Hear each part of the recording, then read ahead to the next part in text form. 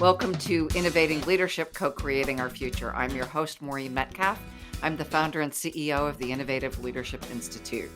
With me on the show is Dr. Terri O'Fallon and Kim Barta of Stages International. Today, we're going to talk about how leaders grow through a series of levels over their careers. At each successive level, they expand their capacity, but also face areas of confusion. By understanding these confusions, you'll be able to identify and move through them more quickly and also support those you lead as they go through the confusions. So welcome, Terri and Kim. Hi, Maureen. Hi, Maureen. Nice to be here with you.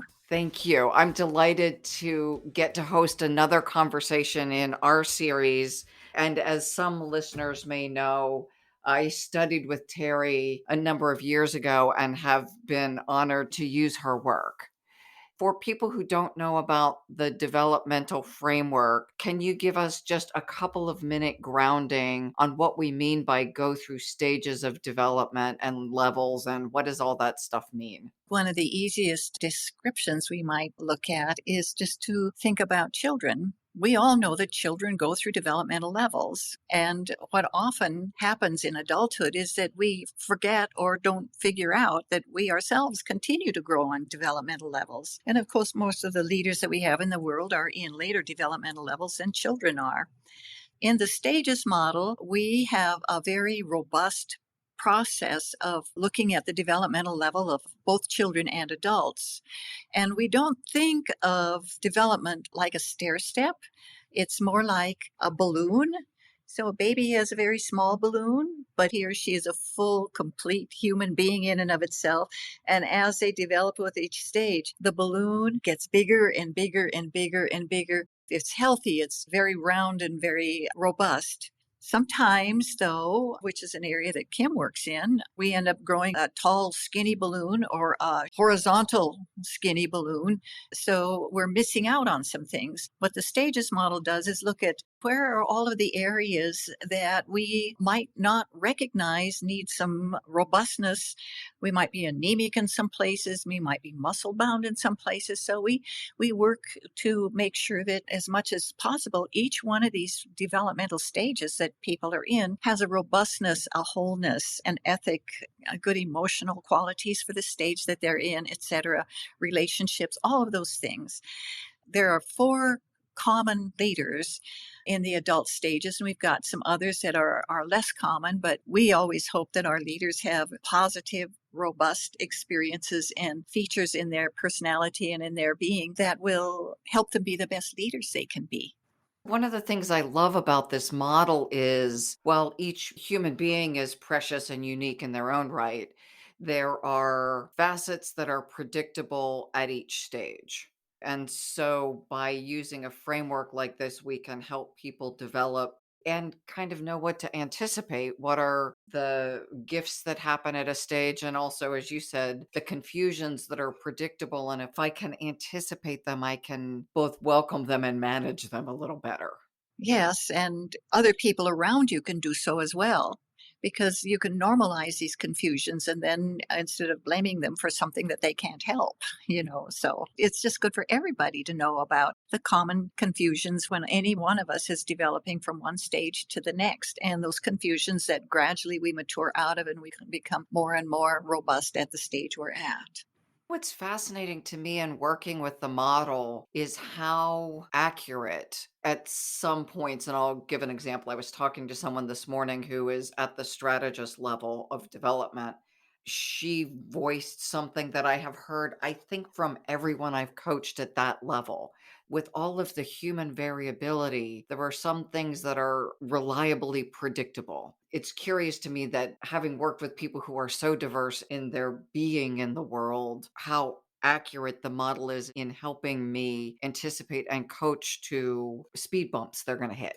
I love working with the stages models. It's so predictable in working with people. And maybe to bring this down to something that's a little easier to understand, you can just kind of imagine a baby. Now, a baby can't do anything for themselves. So how do they get their needs met? They cry. Makes perfect sense. Now, if we're an adult, all we ever do is cry to get our needs met, people will get annoyed with us. But for a baby, we don't get so, well, we can get annoyed when it gets overwhelming sometimes, but we understand that a baby cries because that's the only skills they have. We don't expect them to have more skills than that. This is going to correlate with our leadership skills as we go later. That's why I'm bringing this up. But if you can understand it on a baby level, you can understand it on an adult level. So we don't expect a baby to do anything but cry to get its needs met. Now, a toddler, they're running around, they're trying to get their needs met all the time. In fact, all they care about is their own needs. If they find a toy and they want it, they'll grab it out of your hand. If you resist, they'll bop you over the head to get it. And they don't mean to be mean. That's mine. Everything's mine. And so they try to get everything. They try to have control over everything, but they don't see morals yet. And a lot of times parents get confused. They go, oh my gosh, my child's amoral. Well, they're not amoral, they're premoral. They just haven't developed morals yet. And so what happens is that when the children run up against the boundaries of parents, a no, this is not appropriate, no, no, no, when they keep running up against that boundary, that's a developmental confusion for them. So I'm saying that because we're going to upscale that to adult leadership here. It's a confusion for them because they don't see the morals yet. And so they can't understand why they're getting a no. They should be able to do whatever they want. Everything's theirs. And so it's confusing for them until they get theory of mind. Their mind grows into what we call theory of mind, which is second person perspective. Now, it's not just that I see everything through my eyes, but I can see it through my eyes and your eyes. And that brings up the whole world of friendship. They've never seen the world of friendship before. Before that, they were in parallel play. They weren't in interactive play. So this is a way the whole mind shifts. When we talk about developmental levels or growth, we're talking about a fundamental shift in how we view the world. And when we get into second person perspective, all of a sudden we care about fairness. We care about being kind and nice and polite. Why? Because that creates a good social world. Toddlers don't care about being nice, kind, and polite. They'll hit you or slap you or take whatever they can to get what they want. But once you get into theory of mind, once you get into second person perspective, you naturally want to be kind, polite, supportive, reciprocal with people. When they give to you, you want to give back. When you give, you kind of expect that they'll give back. And so what we're identifying here is that each stage, the mind is completely different. The baby's mind is all about, all I can do is cry and to get what I need. And the toddler's mind is all about, I can only grab and take to get what I need. And now in second person perspective, it's about how do we work together to help each other's needs. And then in 2.5, we start realizing another mind frame comes up. And that is that if I'm always in reciprocity with somebody, if somebody's nasty to me, I kind of automatically am nasty back. And all of a sudden, my relationship falls apart. This is why you see kids' relationships. They fall apart, they get back together. They fall apart, they get back together. You know, teenage romances, right? How long do they last? They last for 2 weeks and then they fall apart. Then they get back together, they fall apart. And then there was somebody else and they fall apart. And to stabilize our life, what we do is we start coming up with morals and principles. We actually step out and we view the reciprocal cycle, and we step out and we view that and we go, oh, if I hold a certain set of principles, like I'm going to be nice even if you're not nice, then my relationship's going to be more stable. So now when you're not nice, I'm nice, and you can bounce around and I'll just hold you with love until you stop bouncing. And now our relationship stays stable. And then when I bounce around, you hold it because you're standing in principles. And then I get better. And now our relationship is more stable. Now, you can see that these are fundamentally different ways of even perceiving the world. You don't even see morals yet. And then you don't even see principles yet. And that's what leads us now into our leadership. And we're going to carry that on now with our leadership ideas, is that when we move into our first leadership roles, they only see certain things. And then later leaders wonder why they don't see them. And what I want you to do is go think of the baby. The baby can't see it. Think of the toddler can't see it. This is why your sub-leaders are not doing what you want them to do, because they don't even see that world yet. And part of the developmental work that Terri and I do is helping you to understand how to work with people that see the world fundamentally different than you do, and also how to help them grow in a healthy, robust way so that they can over time. To go back to the analogy of the balloon, they're still a small balloon. Or I was using the example this morning with vehicles. They're driving a moped, not a Ferrari. And you're going to pass them on the street. and they're going to think you're potentially bad because you have that fancy car when they don't. How we make sense of the world changes over time if we're maturing. And I think two distinctions that are really important for me is age doesn't equal developing through the levels. It just means I have less hair and more weight around my middle. That development, we would hope, progresses, but it doesn't always. So as we look at maturity, we really need to pay attention to behavior, and we do that often through listening to the words they use that I can't attribute to Terri because of her age or Kim because of your age, that you are more mature.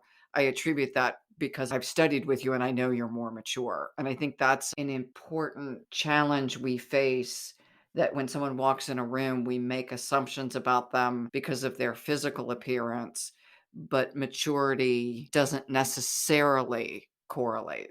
That's really true. I can remember an organization that we worked in for a long time, and we gave developmental inventories to every leader in the organization.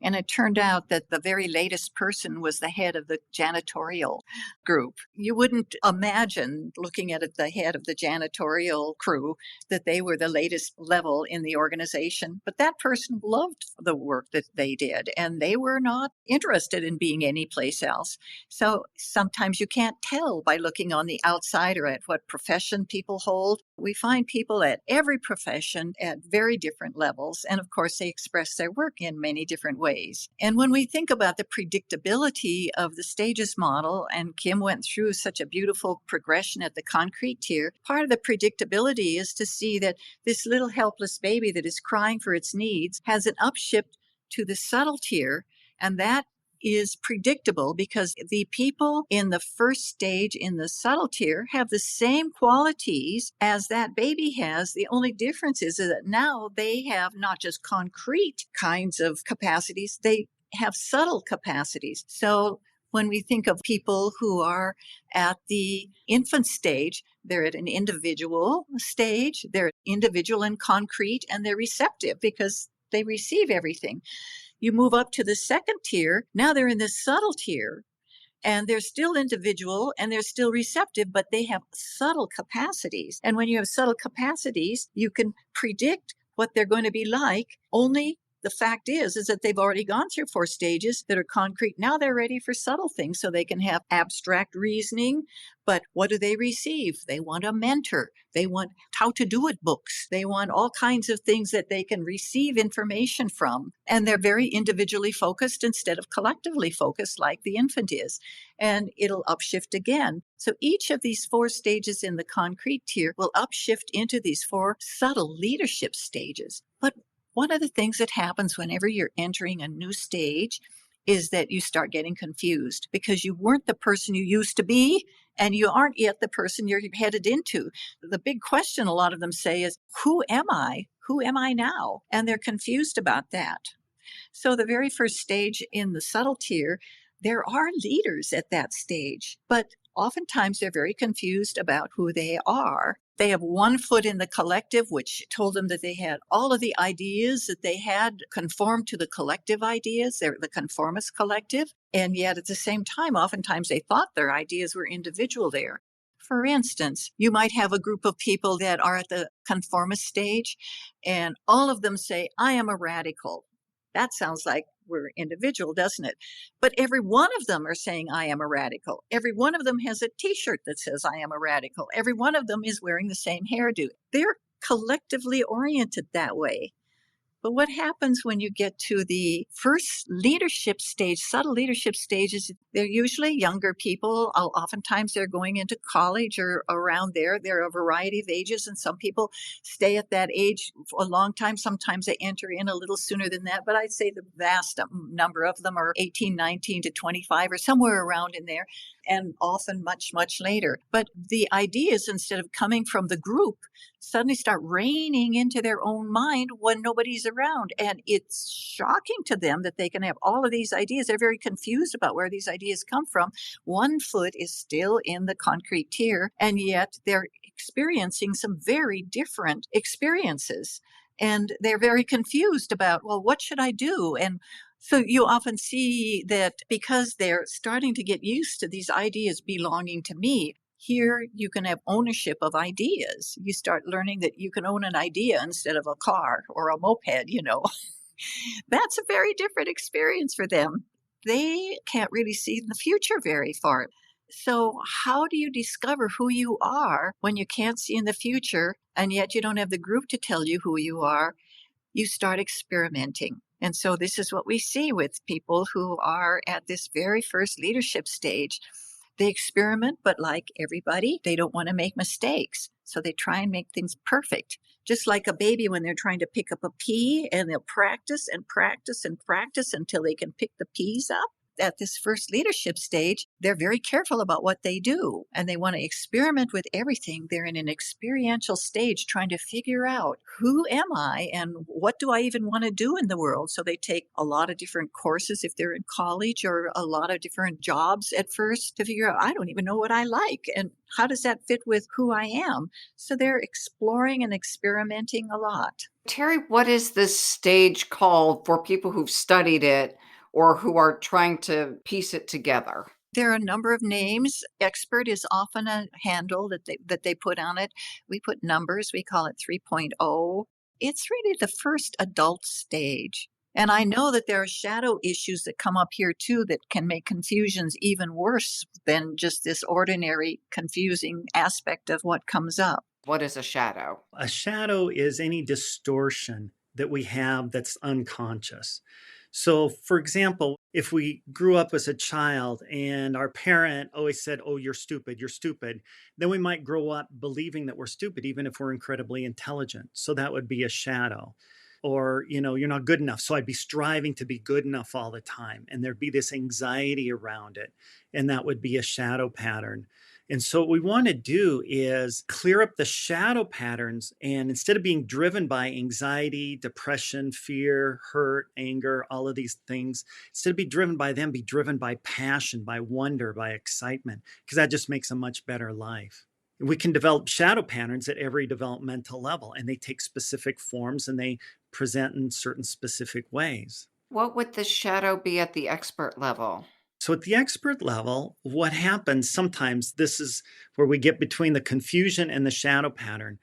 If we were punished perhaps because we didn't get things right, like we had a parent that felt like at a 1.5 or at a 1.0, you should be the right kind of baby, and you got punished for not being the right kind of baby or that right kind of toddler, then you would have a shadow pattern of not getting it right. And therefore, you might be really striving to get things really right. So now when I move to the expert stage, the expert already needs to kind of be perfect a little bit. There's a little bit of a tendency. This is where a perfectionism comes from.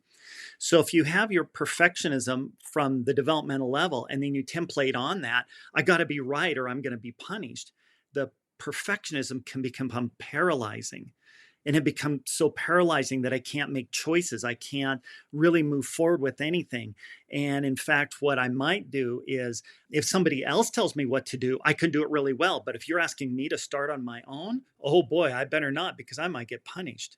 And so what we see is we can have shadow patterns on the receptive parameter, on the active parameter. We can have them through all the parameters. But in terms of leadership, quite often what we want to look at is the active parameter. And the active parameter has 5 subparameters.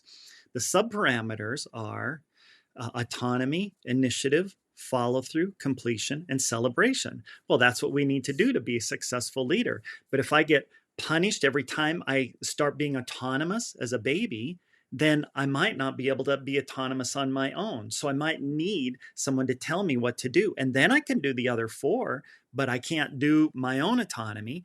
For every time I initiated, that's when I got punished. Then I won't be able to initiate. I could get my leader to give me autonomy and give me initiative and get me started. Then all of a sudden I can take off and do well. Or I might be bad on follow through. I might have autonomy initiative, but as soon as things get tough, I fold and I crumble. Or I might be good at that, but then as soon as it comes to completion, I just never quite complete anything.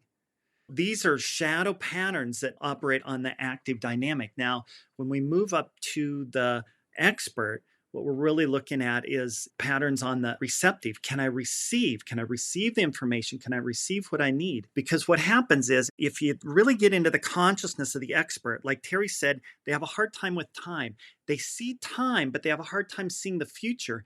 And as a result, you can tell an expert, not because they can't see time, they can see time, but they have a hard time being timely. So if you give them a project, they want to be an expert and they want to be perfect, right? But they might not get it done for a year and a half. So when you're starting to put limits on them and saying it needs to be done in 3 months and you get to 3 months and it's half done, you're probably dealing with an expert, someone who's incredibly good, incredibly skilled, wants to get it perfect, but doesn't understand the importance of timeliness because they don't see timeliness. They don't see that world yet. You need to go to 3.5 to see timeliness. How do you help the listeners who are managing someone who's an expert and frustrated? And back to your intro, if this is the person's level of maturity, you can't just tell them to get it done. You need to help manage them through the process because they're still on a moped or they're a little balloon. Yeah. Maybe a better way to look at it is they're not on a vehicle because a vehicle is still driving down the road. They're the kid, the ball rolls out into the street and they're running out in the street in front of the car, right? So they're seeing the world completely different. So how do we help 3.5? Well, there's a couple of things. One is we know that if we challenge people in small doses at the next developmental level, that helps them. So when you're as a leader, maybe thinking of plans 6 months out, you might give them a plan or a margin to check in 3 days and say, okay, did you get this much done in 3 days? But you have to adjust that to the person that you're working with. It might be an hour. It might be a month, right? It just depends upon how constricted they are in the expert realm. That's one way that you can do it. For people who want to avoid micromanagement, there are times that, quote, micromanaging is the right tactic for someone who's at this level of maturity. Yes and no. You micromanage the time, but not necessarily the work. Because if they're doing good work, we want to let them do the good work. And that's what happens is sometimes because they're not being timely, we think they're not doing good work. So then we go in and micromanage the work, which makes the expert incredibly frustrated because they're doing really good work and they might be doing work better than you can do it. What they're not doing is managing their time. So you can micromanage the time, but be careful not to micromanage the work if they're doing good work, because then that just doubles down on the problem, right? Oh, I'm not perfect enough, or any shadow issue that was around that perfectionism not being good enough, that just highlights it. But if they're doing good work, don't micromanage the work, but you can micromanage the time and they probably won't be as resentful of you. The other thing to keep in mind, like Terri said, these are young adults, and there's been a lot of comments. There's kind of a lie that our community is telling right now about Gen Z and millennials, and that is that they don't have work dedication, that they flip from one job to the next. Well, this is true, but so did the baby boomers, so did the generations before. This has all been researched. Young people don't stay in the same job as long. So to expect that of them, it's like expecting a baby to go get its own toy, or expecting a kid that has a toy to be able to figure out, calculus. It's not appropriate. So, we didn't do it as our generation. We might think we did, but the statistics show that we did not, that we were similar. And so what we can do is have compassion for what it was like to be a young adult trying to sort out our life and kind of moving from one job to the next until we kind of get it figured out. We just assume that might be what they're like, and we help them to do good where they're at. And if they don't love it, to move on. And that's fine too. We don't try to retain them. We try to train them, but we don't necessarily try to retain them because that might not be their passion. If it's their passion, then we want to train them and retain them. But if it's not their passion, they're not going to be a good fit for your company. So hire them. If they have a passion for it, continue the training. If they don't have a passion for it, help them find something new to move on and then get the right person in the job. This is probably 35 to 48% of the adult working population. So we've wrapped up the skill-centric or expert level of maturity. Let's move now to the achiever level.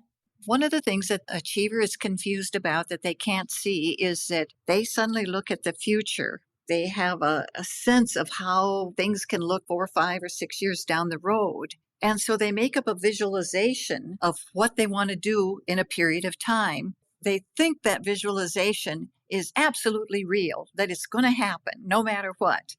So they plan and they have benchmarks along the way and they go all the way up. And when they finally get there, on many of their projects, the there they got to wasn't the there they imagined because they're confusing their visualizations with reality.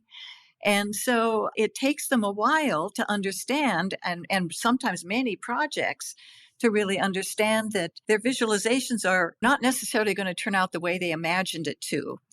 Of course, at first, they look at, oh, well, I should have sent my benchmarks a different way. So they do it a different way, and maybe their visualizations still aren't going to work. And then they'll think, well, maybe I'll try this other thing. So they try something else.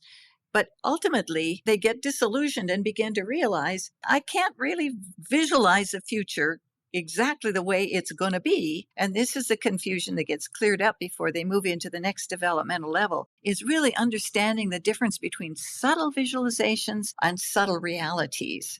That's one of the confusions that comes up. There's several confusions that come up. Another one is figuring out what's the difference between what's mine and what's yours at the subtle level. Now, we know that that's what happens with the little toddler. They think everything is theirs. Well, sometimes people at this 3.5 level kind of sense that all ideas are theirs, not really checking with it. And that's why we come up with plagiarism and other kinds of things like that. They'll download people's songs when really even they're already copyrighted and everything without paying.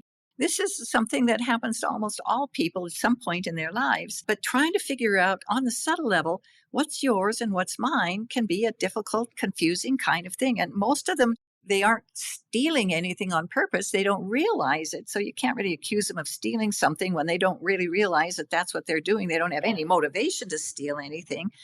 So those are some of the kinds of just normal confusions that come up there on that level. And of course, they've got a tremendous capacity for imagination and for action orientation. They can use all that they learned at the earlier expert level to achieve and to experiment with all kinds of achieving processes. And eventually they clear up some of these confusions and begin to act in a little bit of a different way than they would otherwise. And as far as a leader is concerned, if they learn ahead of time what those confusions are, one of the good things about the 3.5 achiever level is that they can reflect. So what they can do is look at the end of each day and they can reflect and say, have I taken somebody else's idea and claimed that it was mine? Is the plan that I made actually, did it turn out exactly the way that I thought it was going to? And how can I make adjustments, to knowing what these different truths are that come up? So what clears so much of this up is their capacity to develop their metacognitive abilities. They can start thinking about their thinking. Oh, I thought, but somebody helped me clear this thought up. And then I can see that there were several of us bringing these thoughts together. Or I thought about my thinking and my thinking didn't get me to a certain place. Or I thought about the way that I was feeling about things. Or I thought about the way that my behavior was. Or I had changed my behavior and then my thinking and my feeling changed. Or I changed my emotions and my behavior and my thinking changed. Now, Kim has just done a really good job of putting those three things together in his exploration of metacognition. But that's one of the saving graces of this achiever level is they really get to the point where they can do this metacognitive processing that's beyond just thinking. But thinking is always in the process because there's three parts of it: thinking, feeling, and behavior. And so they're all kind of watching each other in the process of this metacognitive processing that goes on. Kim, what are the shadows that go with this achiever or self-determining phase? As I was mentioning earlier, I was kind of commenting on the subparameters of the active driver, or the autonomy of the initiative, the follow through, the completion, and celebration. So everything I said back then, that's the achiever orientation, that I might be an achiever. I might be a great achiever, but I can't do my own passion. If somebody gives me a passion, then I'll go through and do it great, but I'm never acting on my own passion. I'm only acting on somebody else's passion because my autonomy is scrunched tight and I can't live on my own autonomy. Or my initiative squashed down. I can't start anything, but if somebody gets me started, then all of a sudden I can take off and do good. Now you're going to notice people like this in the workforce all the way through. You're going to notice people that don't have their own passion, but you give them your passion and they'll take off and do it well. You'll notice people that have no initiative, but you get them started and all of a sudden they take off and do well. You'll notice people that might have autonomy and initiative, but when it comes to follow through, as soon as things get tough, they fall apart. They can't do it. Completion, they do initiative, follow through, but just before it's time to complete, they bag out. They just can't bring themselves to complete. And then there's people that will do all four of those: autonomy, initiative, follow through, and completion, but they'll never celebrate. They'll just jump back on the treadmill and they'll be in this chronic treadmill, just running anxiety all the time, trying to drive autonomy, initiative, follow through, completion, autonomy, initiative, follow through, completion, autonomy, initiative, follow through, completion, and never celebrating, never really rejoicing in their life. And so these are the 5 subdrivers of the active driver. And so you can watch each one of those be constricted and how it destroys a person's life. It can lead to burnout. It can lead to lack of fulfillment in a job. It can lead to lack of stability in a job. And then there's metaprocessing dynamics that Terri talked about me exploring. People have talked a lot about thinking, but there's thinking about thinking, there's thinking about feeling, there's thinking about initiative, and then there's feeling about thinking, feeling about feeling, and feeling about an impulse. And then there's impulses about the thoughts, impulses about the feelings, and impulses about the impulses. When you get that whole 6-box category down, that's the far end of 3.5 achiever. If you're doing that kind of stuff, you are ready to move into 4th person perspective.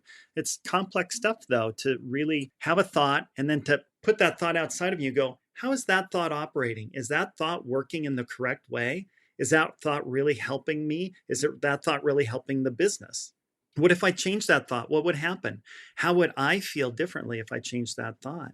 Or maybe the thought's accurate, but I have a feeling about that thought that actually disrupts me. The thought actually leads to a good response, but my emotion around it is I'm very repulsed by it, so I tend to push it away.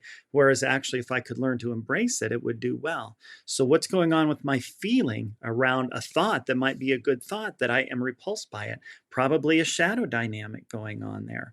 And a lot of times our leaders will have a great thought, but then they'll have an impulse to push it away. Why are they pushing that great thought away? Why do you push one thought away and embrace another one? Sometimes it's good decision making, but sometimes it's because of shadow. It's because there's something about that thought that reminds you of a painful experience in your past subconsciously, and you push away an actually really good idea. You push away a really good employee, and your business suffers because you had this impulse, the shadow impulse, and you didn't understand it. For me, that could be then I'm good at doing the work, but not great at celebrating. So I need to reflect on then how I think about celebrating, how I feel about celebrating. Mm-hmm. I actually like celebrating. It usually involves a party of some sorts, but I don't necessarily feel the feelings of how great it is to have accomplished something. Yeah. I feel the feeling of, isn't it fun to hang out with my friends and have a party? Yeah. It sounds like there's a little bit of dent in my celebration segment. That can lead us to a lack of joy. It can lead to a little bit of depression. It can lead to a lack of joy. It can lead to just not feeling, the spirit of life in our everyday life. Back to our statistics, experts could be up to 50% of the population. Achievers or self-determining could be another third. Yet there's probably a lot of later level people that are maybe hiding a little bit because they don't have a lot of other folks that they feel that they can talk to. And people might assume that they're at an earlier level than they are because they haven't come out of the closet yet, you might say. And as we're talking about, if we, quote, come out of the closet, we may appear off-putting Yes, to people at some of the earlier stages. We're just odd. absolutely. And so we've learned to cloak how we speak and behave so that we're accepted in jobs, as an example. Yeah, if you have a leader that's at 3.5 and at your 4.5, you're seeing things that they can't see. And when you try to describe that to them, they might think that you're just being uppity or that you're stupid even, or that you don't know what you're talking about, when actually you might actually just be seeing things that they can't see, but it doesn't necessarily lead to good results. So it's learning how to moderate your developmental level to the developmental level of the situation in front of you to create success. But that's the beautiful thing about knowing that there are developmental levels, because if you don't even know that there are adult developmental levels, you're never going to do that because you're always assuming that you're right. And more people at earlier and earlier levels are understanding, getting some sense of development that previously I don't think we've seen. We see people that are getting these tests at the earlier levels. More and more people at the 3.5 level are getting tests because they want to figure out where they're at. And they may not see it in the same way as somebody that is at teal, where development is a very natural, ordinary thing for them. But they get a sense of it as development becomes more and more recognized. I think that it'll be a lot more accepted by more levels, even though they can't see development in the same way. They might see them more as types or something like that, but they will have the capacity to recognize some of these various levels of development when adult development just was never heard of for so long. There were studies out there, but they were just so rare, nobody ever knew about them.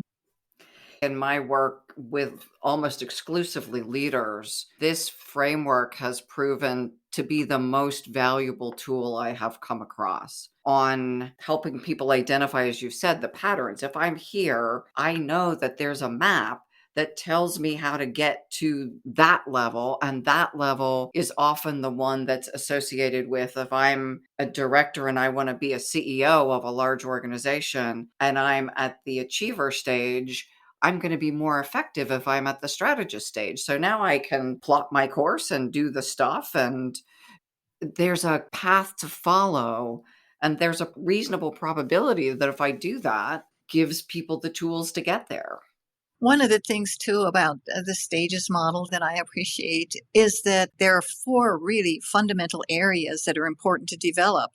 You have to develop your interiors, but that's not enough. You have to develop your conduct in your action orientation, and that's not enough. You have to develop your relationships with other people, and that's not enough. You have to develop the capacity to see structures and the developmental level of structures. And all of that comes together. And then, of course, there's always shadow. If shadow is lurking around someplace, then you won't be healthy either. When you look at development, you look at it like the whole balloon and not just, I want to get to this stage, because that doesn't get you there. It'll get you a tall, skinny balloon and you're going to fall over.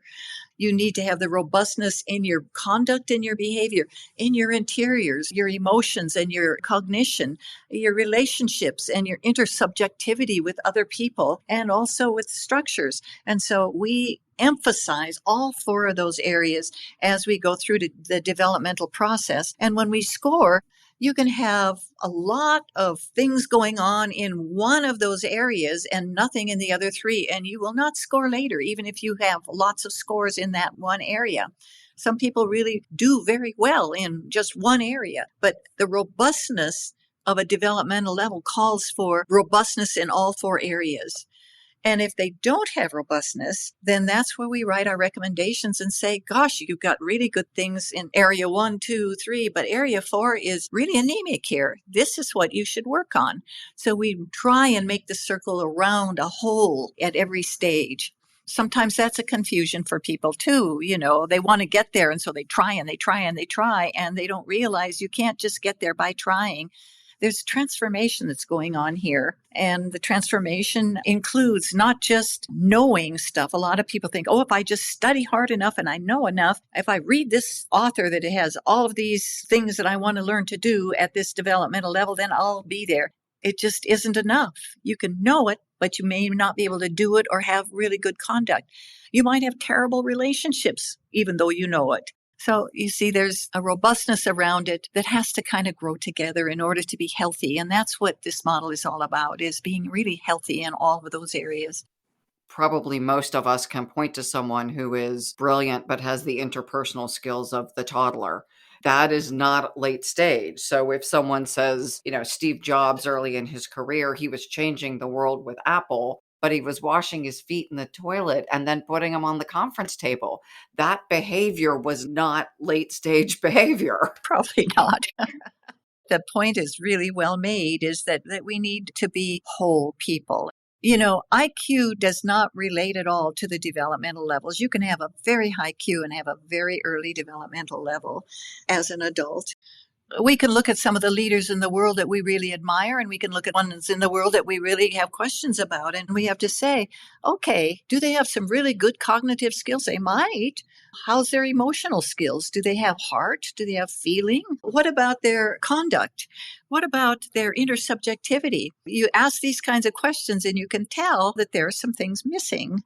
And sometimes they have a shadow that is causing them to do either the negatives, or even some people are particularly good in one area and they're good enough in the other areas, but they really shine brilliantly in a particular area too. So, there's all kinds of combinations that make people beautiful human beings. And of course, we all have places we need an adjustment. There's not a single one of us that are perfect. So we're always having to work on some of those things ourselves. I wish it was as easy as going to the chiropractor and having someone adjust my limbs. Yeah, right. Yeah, I mean, we can take a look at, historical figures like Hitler's writings and Gandhi's writings. They're both basically fourth person perspective. Notice the difference. They're both intelligent. They're both about the same developmental level, but look at the difference that shadow makes. Hitler had horrendous shadow. They both had huge impact upon the world, but one did it through shadow and one did it through purity. The difference was profound.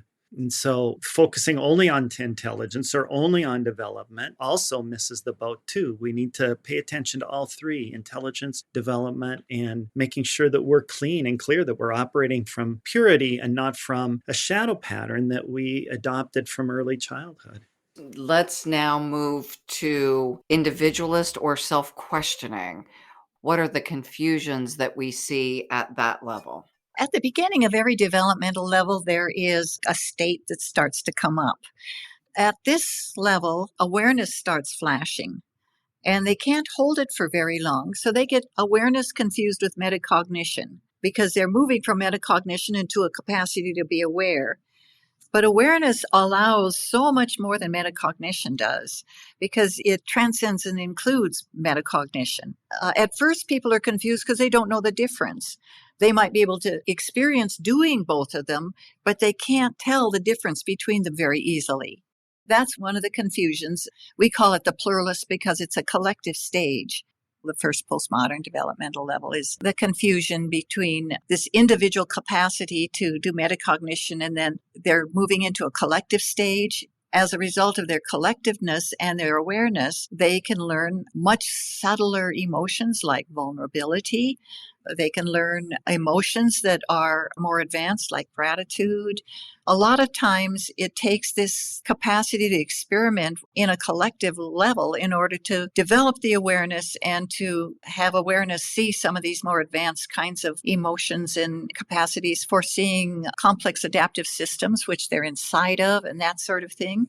So awareness is a state that flashes in and out, and it eventually becomes more permanent.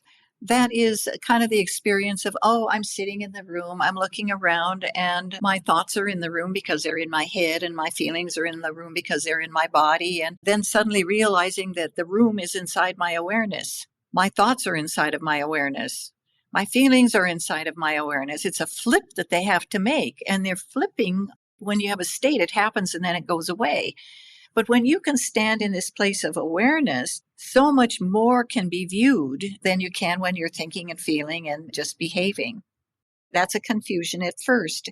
And the way that they often clear that confusion up is to be in groups where they actually are in conversations and they can start seeing how they are changing as each new conversation comes up in the group. They are changing. The other people in the group are changing. They don't have a goal, and finally a goal happens.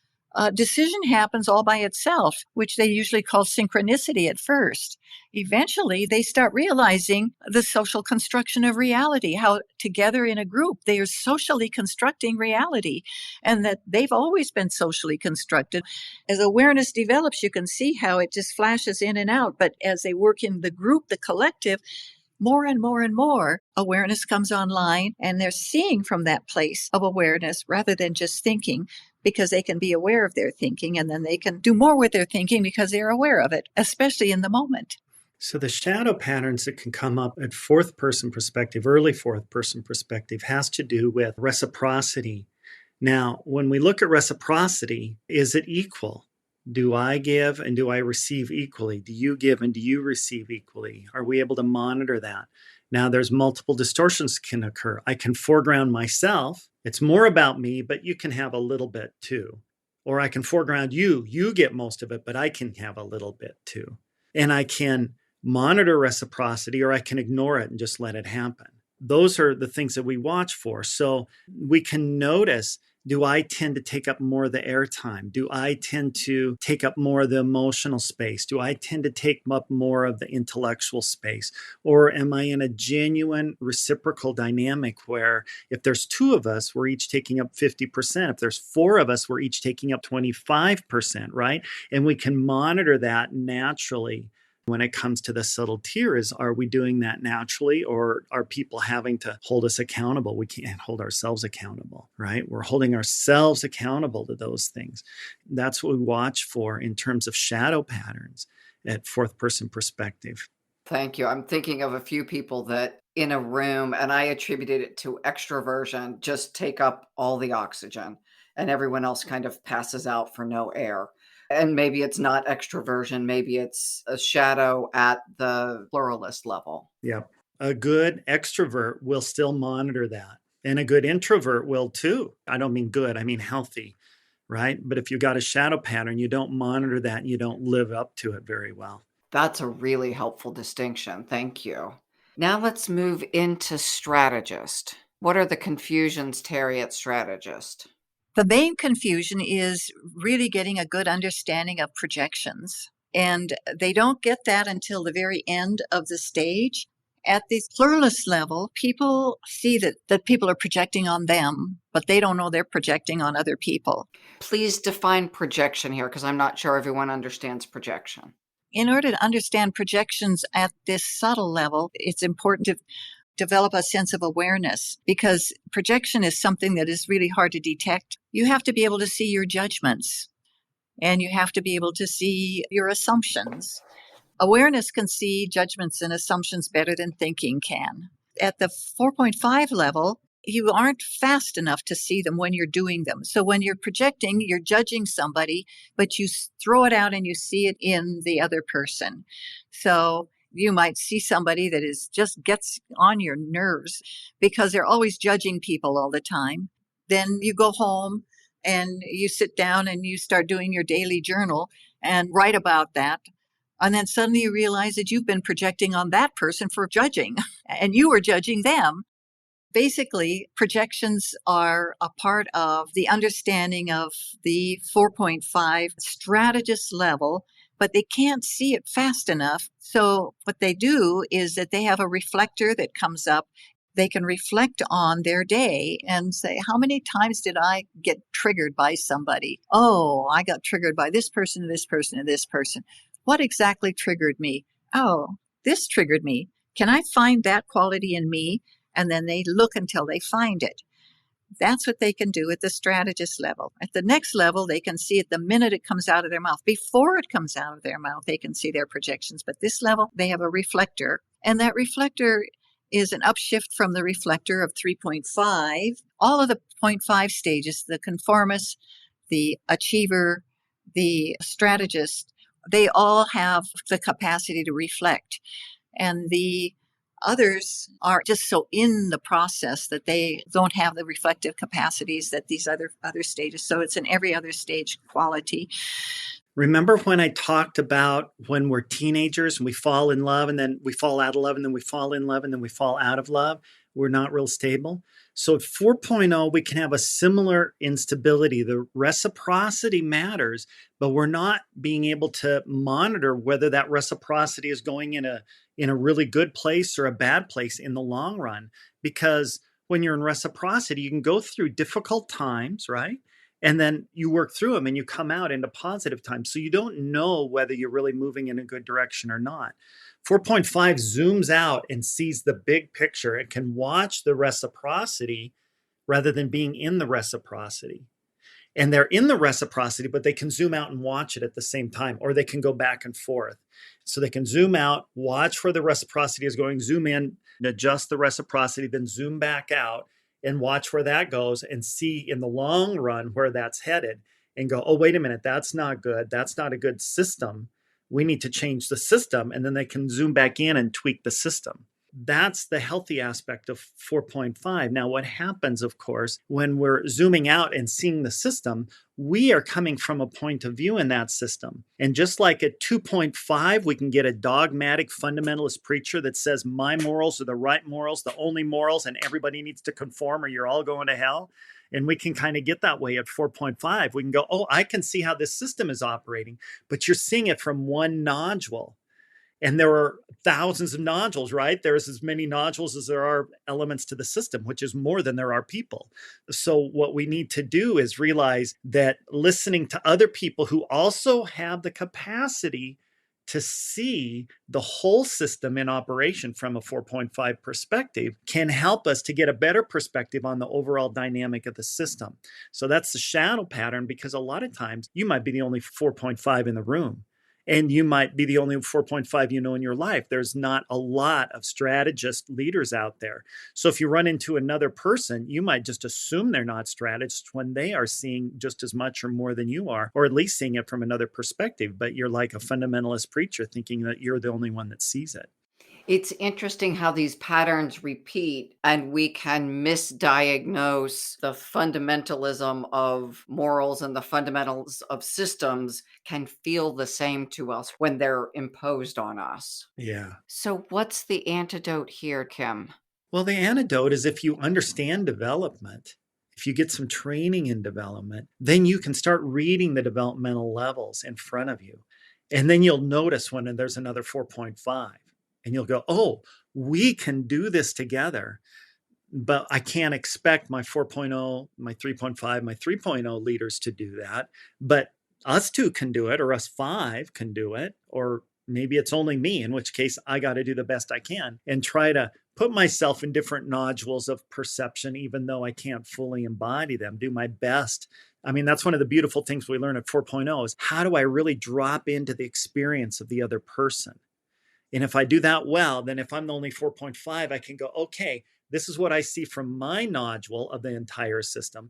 What happens if I really drop myself into another module and then imagine that from a 4.5 perspective? What if I put myself in this 3.5 leader's position and then imagine it from a 4.5 and go, how do I view the system from there? That's a much more complex thing to do, but you can do that to help. So when we examine something like customer experience, I have to be able to do that work, taking on the persona of the person checking in the hotel, the person moving into the room if it's a hotel, or process someone coming into our training programs. One of the most beautiful things about this stage is that eventually, at first, they get so excited that they want everybody to develop, and they try and push people to develop. But the conduct that happens after they become a little mature is that everybody has the right to be at the developmental level they're at. And they should be able to take their time and to be whole and to take care of their shadow and all of that stuff. It's not necessary for them to develop to my stage if I happen to be later. It's not necessary for them to be there in order to really do a wonderful job in the world. We all have our place, and everybody truly, as long as they do the best they can and work with shadow elements, do what we can to be healthy, everybody has the right to be at the developmental level they're at, as long as they don't hurt other persons, places, or things. That sounds like a projection of the strategist, that I'm projecting on you that you need to do what I'm doing. You need to develop. Yeah, that's right. That is a projection. Good observation. Yeah. Keep in mind, Hitler didn't think he was evil, right? And he was man of the year at the time, right? Before it all came down. So he didn't see himself as evil, and even a lot of people didn't see him as evil. So when we have shadow dynamics, we don't necessarily think that we're evil people with shadow issues, but our shadow issues are causing a lot of trauma.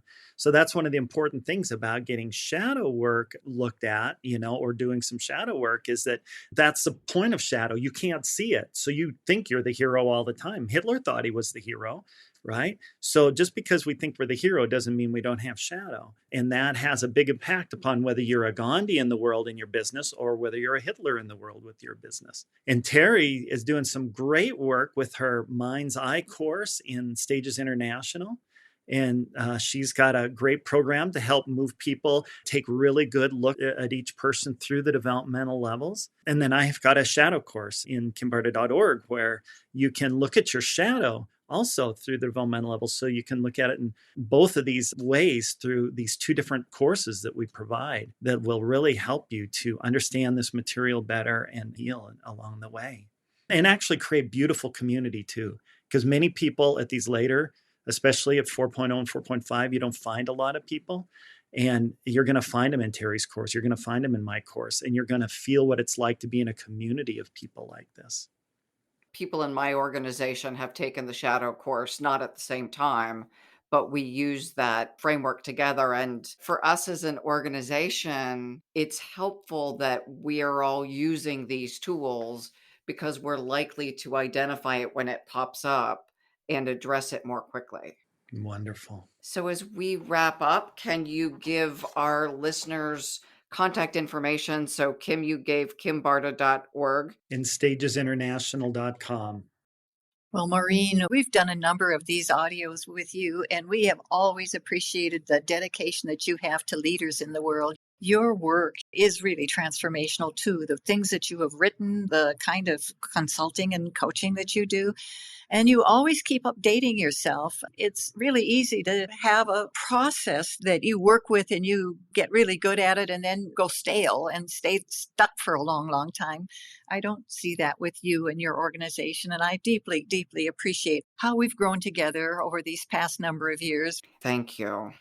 Thank you, Maureen. You live what you preach, right? You live what you preach. You interview people and then you apply it. Thank you. I want to thank our listeners for joining us at a point in time where the world is in such flux. We really need people who are effective leaders. And when I say leaders, you may be on the scale of just leading yourself, or you may be on the complete other end and leading a country. Every one of you is crucial to be doing your best at leading, because if you're off target, people follow you, as the example of Hitler. And we do damage in the world when we aren't whole and healthy and contributing in a way that is supportive of everyone.